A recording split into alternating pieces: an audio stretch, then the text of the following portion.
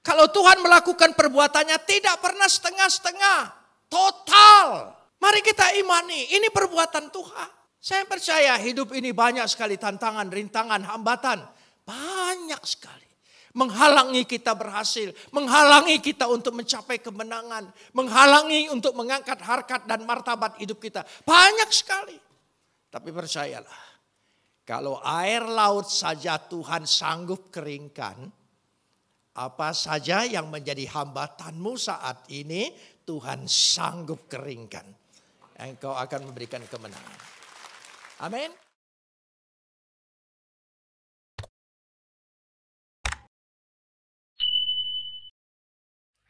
Shalom.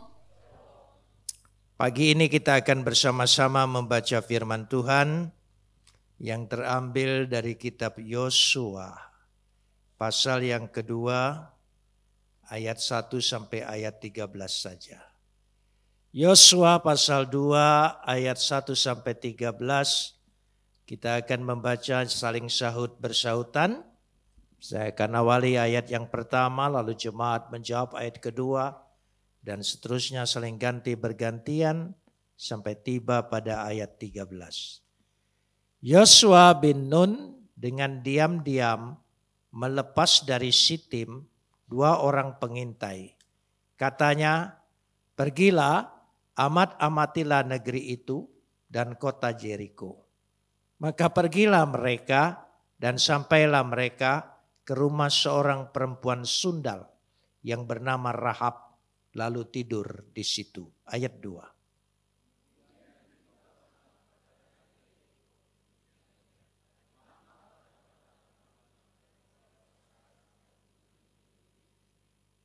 Maka Raja Yeriko menyuruh orang kepada Rahab mengatakan, bawalah keluar orang-orang yang datang kepadamu itu, yang telah masuk ke dalam rumahmu, sebab mereka datang untuk menyelidiki seluruh negeri ini.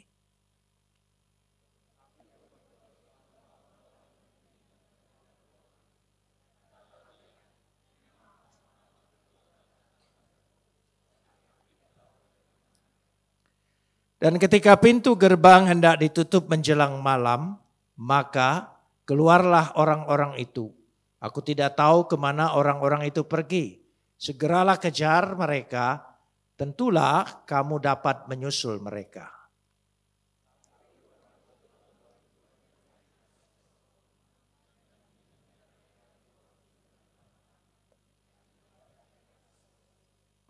Maka pergilah orang-orang itu mengejar mereka ke arah sungai Yordan, ke tempat-tempat penyeberangan, dan ditutupnyalah pintu gerbang. Segera sesudah pengejar-pengejar itu keluar.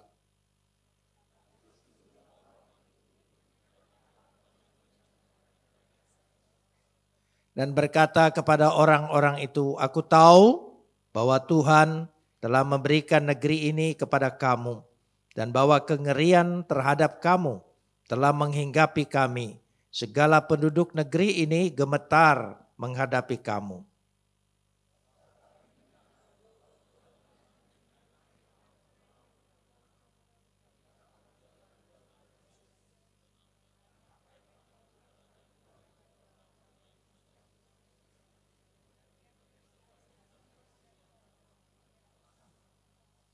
Ketika kami mendengar itu, tawarlah hati kami dan jatuhlah semangat kami. Setiap orang menghadapi kamu. Sebab Adonai Tuhanmu ialah Tuhan di langit, di atas dan di bumi, di bawah.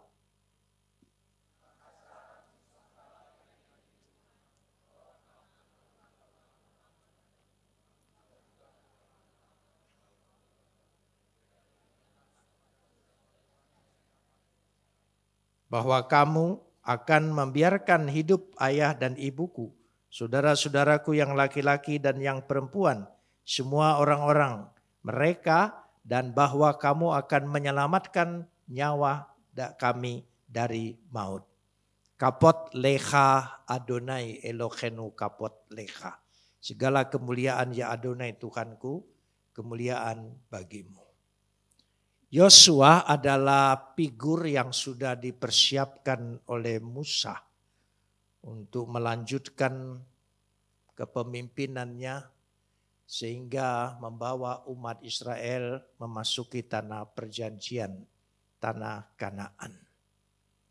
Sudah barang tentu dia mendapat didikan yang secara khusus, sehingga dalam kepemimpinannya, strateginya, organisasinya, dia lanjutkan apa yang sudah dilanjutkan oleh Musa.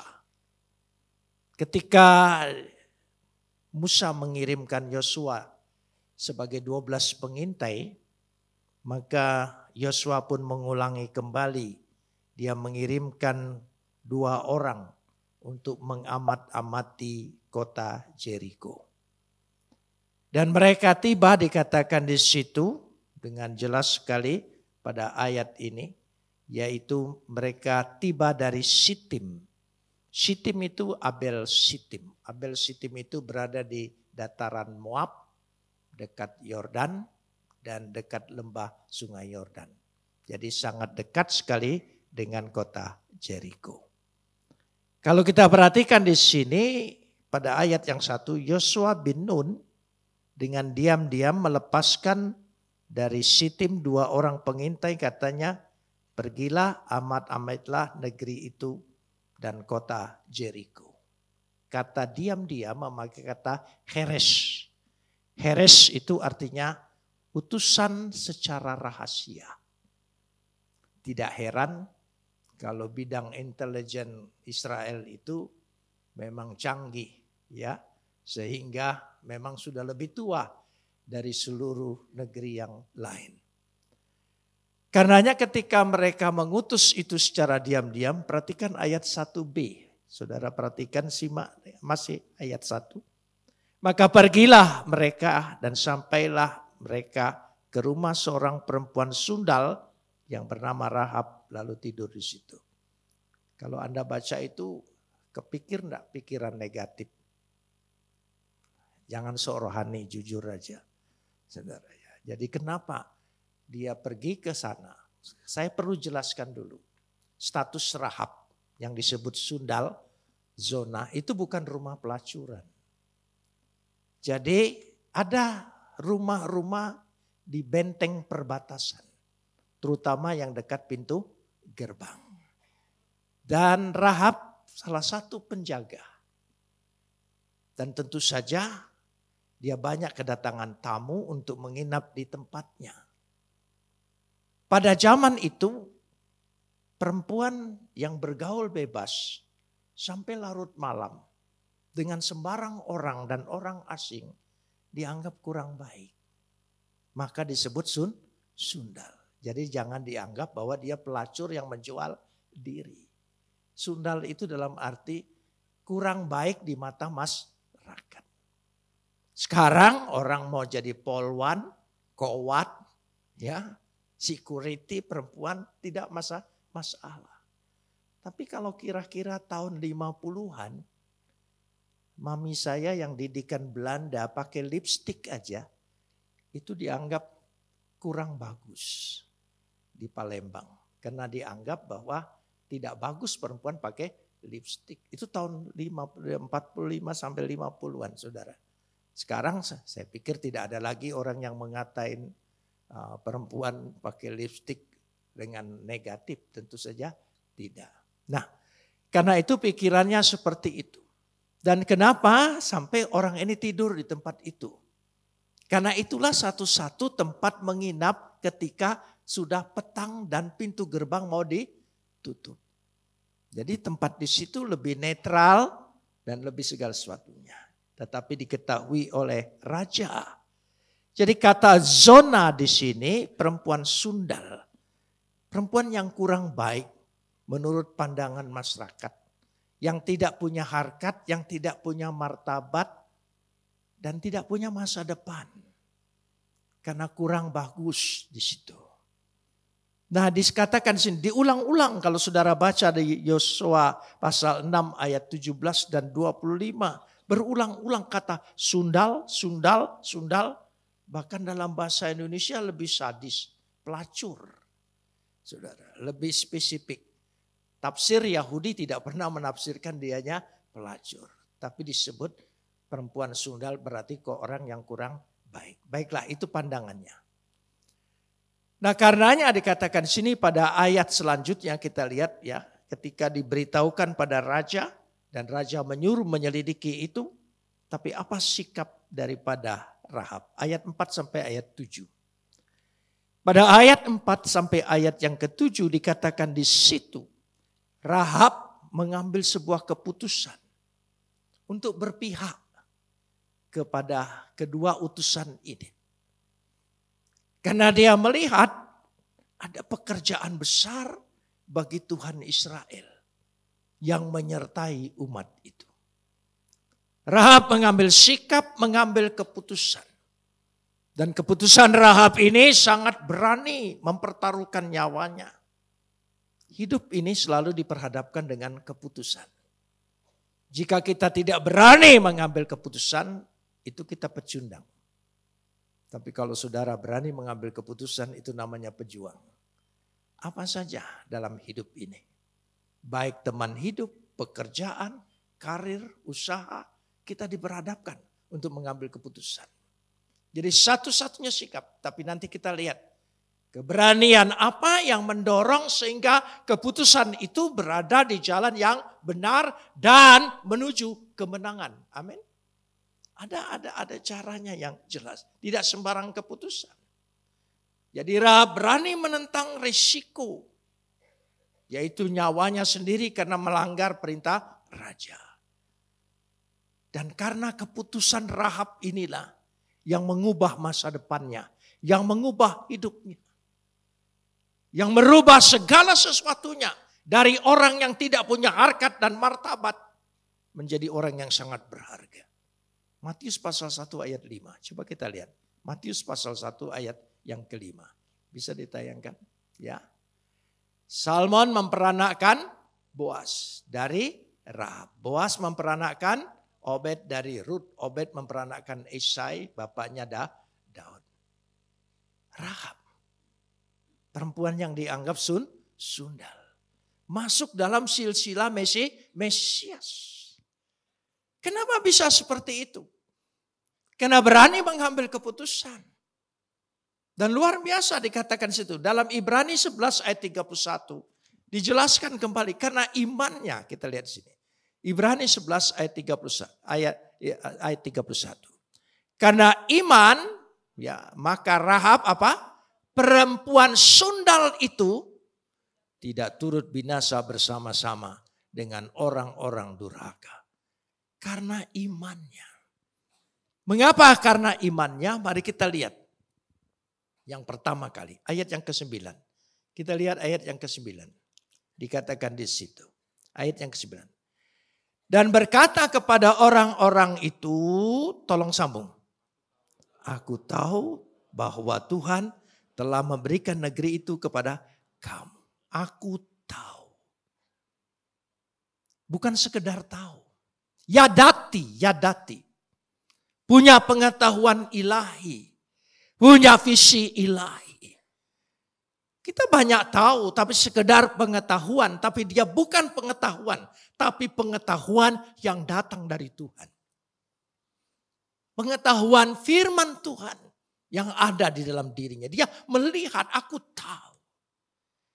Tentu saja dia tinggal di dekat pintu gerbang. Banyak orang informasi masuk kepada dia. Dia tahu memilih informasi yang mana. Dia mendengar orang-orang Israel itu. Jadi ini penting sekali.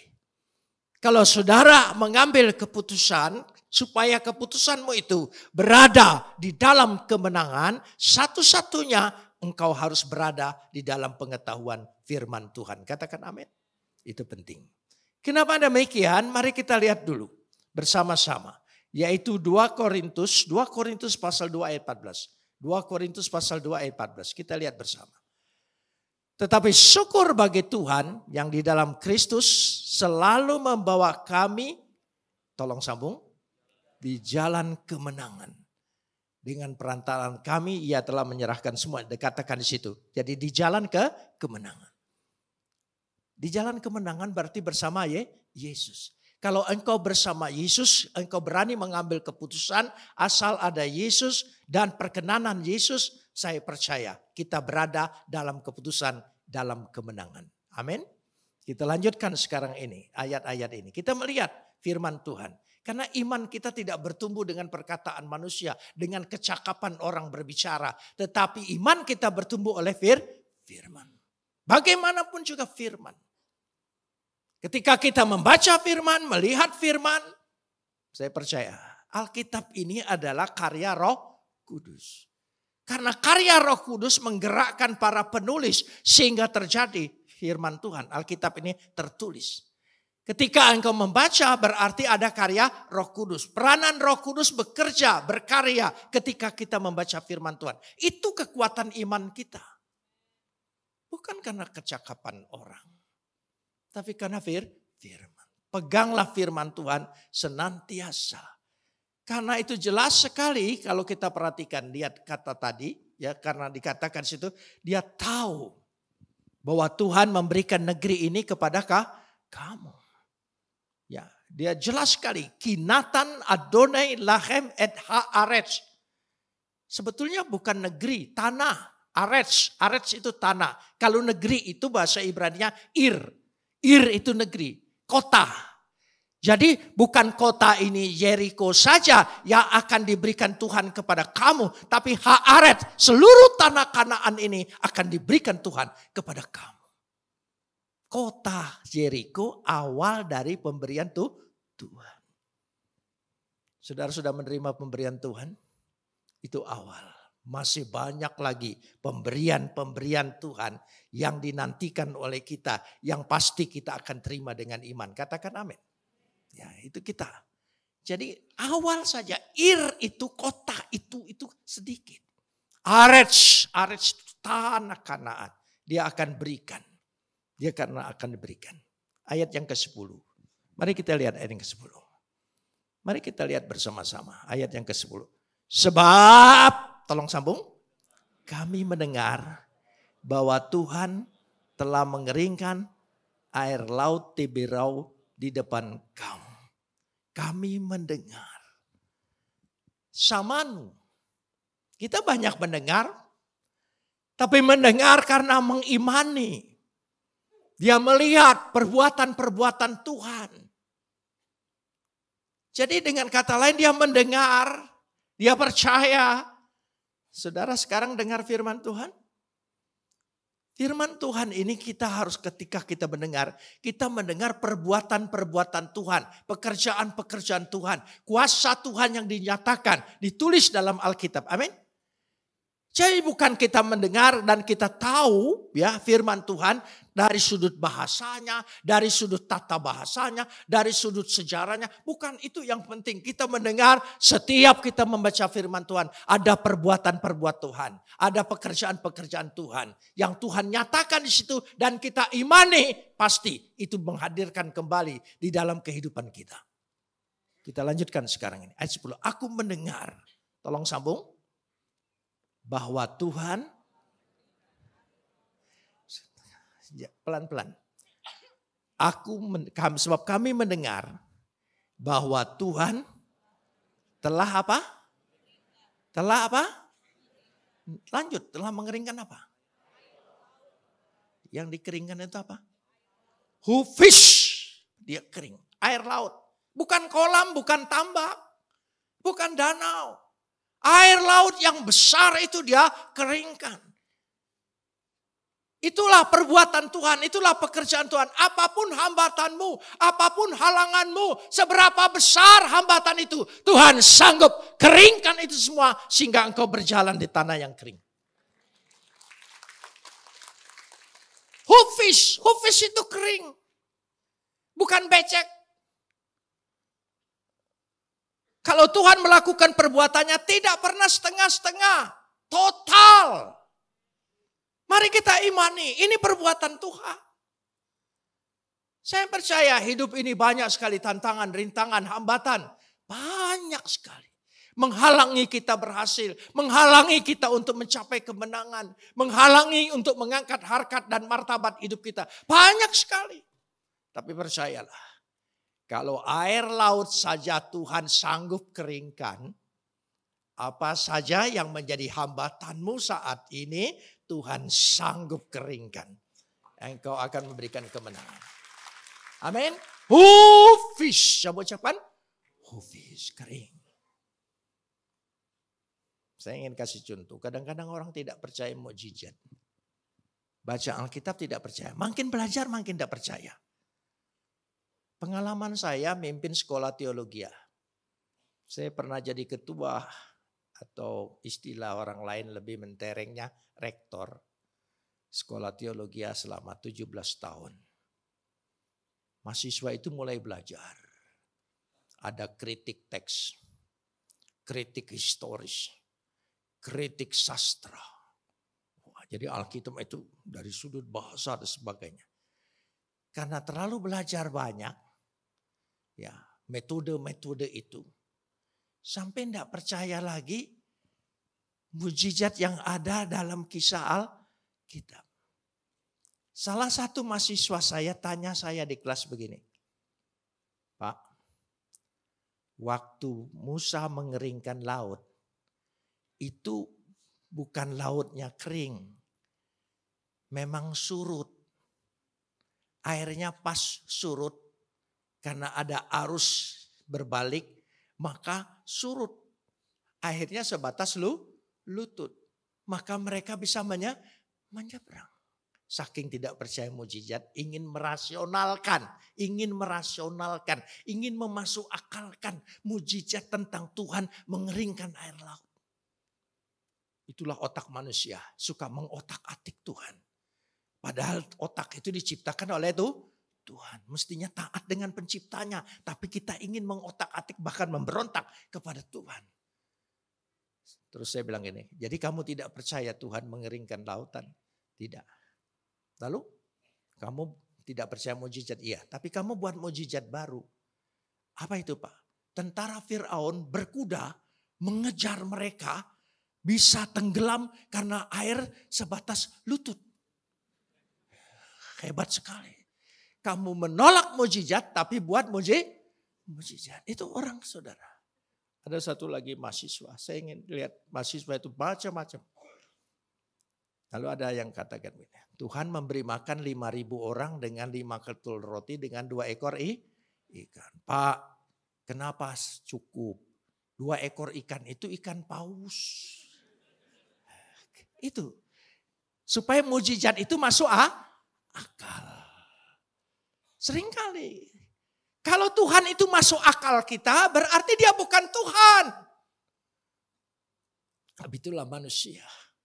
Kamu ini bikin menolak mujizat 2 ekor ikan, dijadikan ikan paus. Kamu buat mujizat baru. Apa itu Pak? 2 ekor ikan paus bisa dibawa oleh anak kecil. Bagus sekali saudara. Luar biasa ya. Anak kecil itu hebat sekali. Mungkin anaknya Avatar. Ya, bisa bawa 2 ekor ikan paus. Itu. Ada satu lagi. Ada macam kadang-kadang saking belajar Alkitabnya. Ya, sehingga kadang-kadang mencari-cari. Ada satu lagi mahasiswa saya dari Papua. Dia bilang begini Pak. Tuhan itu tidak adil. Hebat sekali. Kadang-kadang sudah bisa menilai itu Tuhan. Tuhan tidak adil.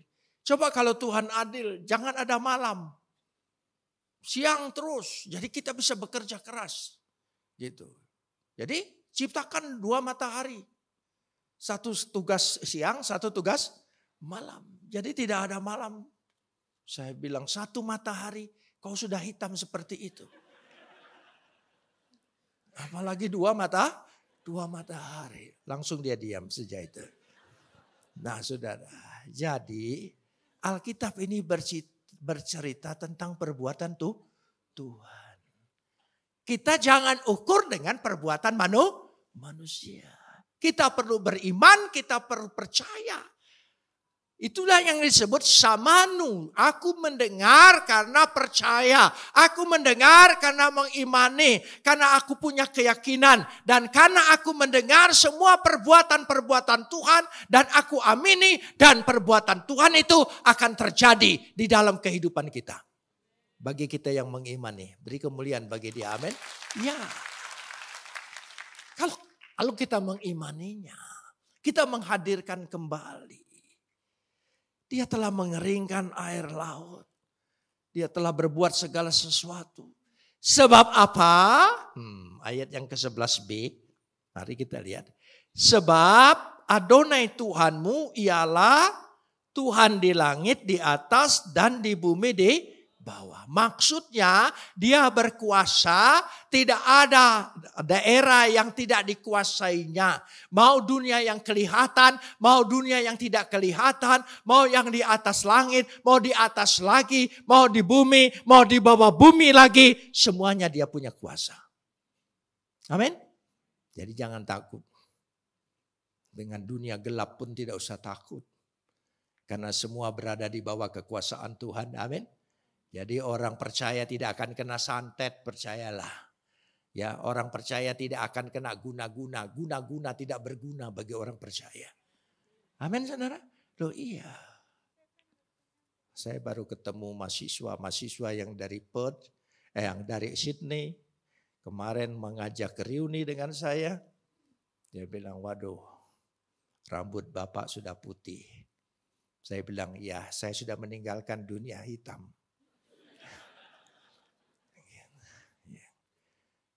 Jadi itu maksudnya. Jadi hidup itu harus ada peralihan. Harus ada perubahan. Kita telah berubah. Nah, Rahab berubah. Karena keputusannya. Keputusan Anda hari ini akan merubah hidupmu, masa depanmu. Dan jangan takut. Pasti memiliki masa depan yang indah. Yang luar biasa. Yang diberkati oleh Tuhan. Pasti. Karena kita percaya apa? Perbuatan Tuhan. Jadi dari awal. Ya, dari awal. Tuhan telah menunjukkan perbuatannya. Pada mulanya Tuhan menciptakan langit dan bumi. Itu perbuatan Tuhan kan? Dia bercerita. Tuhan menceritakan perbuatannya. Langit dan bumi ini tidak terjadi begitu saja. Tapi aku yang berbuat. Pada mulanya Tuhan menciptakan langit dan bumi. Bereshit bara Elohim. Et hasisamayim we haetz aretz. Aku menciptakan langit dan bumi. Kata bara menciptakan dari tidak ada menjadi ada. Kalau Tuhan tidak mengadakan, tidak ada yang ada. Karena Tuhan sanggup mengadakan segala yang ada. Katakan amin. Ya. Apapun yang kau minta, Tuhan sanggup mengadakannya. Apa? Minta apa? Dia sanggup mengadakan. Langit bumi aja dia adakan. Masa dia tidak sanggup mengadakan untuk hidupmu, makananmu, rezekimu, masa depanmu. Katakan amin. Ya, dia sanggup adakan itu. Asal kita mengimani. Jadi ada dua kata kunci. Yadati. Pengetahuan ilahi. Yaitu firman, atas dasar firman Tuhan. Yang kedua, mendengar karena percaya. Dua konsep ini yang dipegang oleh Rahab, membuat Rahab luar biasa. Perempuan yang disebut berulang-ulang, ya, sundal-sundal, pelacur, harkatnya masuk. Pada waktu saya baca ini, kenapa ya waktu dibaca Matius, Rahab itu tidak diralat gitu. Karena sudah melahirkan, menurunkan Mesias. Lalu jangan sebut sundal lagi gitu. Tidak. Dia tetap itu fakta. Tapi sekaligus untuk menunjukkan. Tidak peduli dengan masa lalumu. Apapun masa lalumu. Sesuram apa, segelap apa masa lalumu. Tuhan Yesus sanggup merubahnya. Kata amin, amin. Dia sanggup merubahnya. Ketika engkau dianggap orang. Ya, dipandang rendah. Katakan diejek orang, dihina orang, tidak peduli. Yesus sanggup merubah masa depan kita. Yesus sanggup merubah harkat dan martabat diri kita. Amin. Ya, dia sanggup segala sesuatunya. Makanya dikatakan di situ, dia akan berikan. Coba kita lanjutkan ayat yang ke-12. Ayat 12. Maka sekarang bersumpahlah, hisapku. Kiranya Tuhan memberikan kepada kamu satu tanda untuk dapat dipercaya. Unetatem liot emet. Satu tanda. Saya ingin mengajak kita berbicara. Saudara, semua orang punya penyesalan. Terutama terhadap perbuatan-perbuatan masa lalu yang tidak berkenan. Baik yang melanggar hukum, etika, apa saja. Dan kita bertobat. Minta ampun supaya dosa kita diampuni. Dari mana kita tahu dosa kita diampuni? Ayo. Semua orang pasti minta ampun. Dari mana? Apa kepastiannya bahwa dosa kita diampuni? Saya dulu dalam agama saya yang lama selalu berdoa minta ampun. Tapi hati kecil saya tidak punya kepastian. Apakah betul-betul saya sudah diampuni? Dan kalau saya tanya selalu jawabannya nanti di hari kiamat, di padang mahsyar, di yaumal hisab ada pengadilan yang akan mengadili engkau. Yang akan mempertimbangkan engkau antara baik dan buruk. Itu doktrin yang saya terima. Nanti kiamat. Kiamatnya belum aja. Ya, belum lagi sebelum kiamat sudah mati. Sudah mati ada siksa kubur. Wah, gimana ini mulai? Sampai saya pernah berpikir kalau saya mati jangan dikubur deh. Gitu. Supaya ya tidak ada waktu untuk siksa kubur. Namanya bertanya. Dari mana coba? Ya, liomet. Aku minta tanda bahwa keselamatan itu milikku. Bahwa aku dan keluargaku diselamatkan. Jika engkau datang dengan kemenanganmu. Itu satu tanda. Dia minta tanda. Tidak ada tanda. Semua berbicara mudah-mudah. Jadi hidup dalam keraguan, kebimbangan dan tidak ada kepastian. Tapi dalam Yesus, dia mati buat saya dan saudara. Dia membebaskan, dosamu sudah diampuni. Aku sudah bayar tunai. Engkau tidak punya hutang dosa apapun. Engkau merdeka. Sungguh-sungguh merdeka.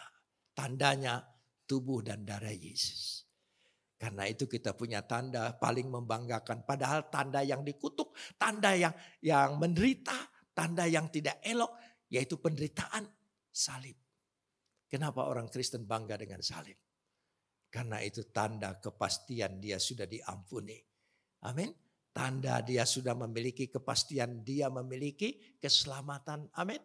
Ini yang diminta. Berbahagialah kita yang sudah pasti diampuni. Amin. Saudara menerima Yesus sudah mati bagi saya dan saudara. Oh iya, dia sudah bangkit bagi saya dan saudara. Dia akan datang kembali. Tidak ada yang bakal datang kembali. Mati aja nggak bangkit-bangkit. Saudara. Tapi dia sudah bangkit. Dia buktikan. Bersyukur, beri kemuliaan bagi dia. Buat Yesus. Semata-mata hanya buat Yesus. Di situ. Karena itu saya percaya Yesus. Karena dia memberikan kepastian. Apapun saya harus tanggung keputusan saya. Ketika saya memilih Yesus, percaya Yesus, Yesus adalah Tuhan dan Juru Selamatku. Saya harus menanggung risiko 6 tahun dalam penjara. Itu keputusan, harga yang harus dibayar. Tidak soal. Tuhan kasih bonus. 6 tahun di penjara tidak rugi. Karena Tuhan berikan panjang umur. Dengan kesehatan. Tidak ada penyakit. Ya. Orang panjang umur penyakitnya bertumpuk. Ya. Makan enak sudah tidak boleh. Setiap kali orang ngajak makan saya selalu tanya, Pak ada pantangan? Ada, pantang menyerah. Loh, iya. Itu semua kemurahan Tuhan. Saudara, itu bonus dari mana? Dari 6 tahun di penjara. Jadi kalau saudara mau dapat bonus itu, ya, ini orang Kelapa Gading ini cerdas saudara ya. Belum dilanjutkan ngomongan udah ngerti gitu ya. Nah, ya, sekali lagi, tidak usah 6 tahun dalam penjara. Setiap penderitaan yang Tuhan izinkan dalam hidup kita ada bonusnya. Nah, saudara aminin? Ada bonusnya. Amin. Bonus selalu diambil akhir. bukan awal. Kalau awal itu utang. Saudara, dia bonus selalu akhir. Percayalah, selesaikan penderitaan itu, saudara akan menikmati bonus yang Tuhan berikan dalam hidup kita.